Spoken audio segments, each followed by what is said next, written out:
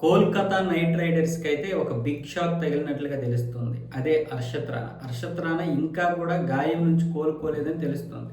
IPL ఈ నెల 28వ తారీఖు నుంచి మొదలవబోతున్నాయి. ఇప్పటికే ప్రాక్టీస్ కూడా మొదలైపోయింది. సో ఇలాంటి పరిస్థితుల్లో హర్షత్ రాణా ఇంకా ప్రాక్టీస్‌కి కూడా రాలేదు కాబట్టి నైట్ రైడర్స్‌లో ఆడే అవకాశం లేదు. దీని గురించి కేకేఆర్‌కి చెందినటువంటి ఒక అధికారే ఈ విషయాలు చెప్పడం జరుగుతుంది. కానీ కేకేఆర్ అధికారికంగా ఎక్కడా కూడా ఈ విషయాన్ని చెప్పలేదు. దురదృష్టవశాత్తు అతడు మా మ్యాచ్‌కి దూరమయ్యే అవకాశాలు కనిపిస్తున్నాయి. కాకపోతే మిగతా వాళ్ళు ఆడుతారు గానీ, హర్షత్ రాణా దూరమయ్యే అవకాశాలున్నాయి.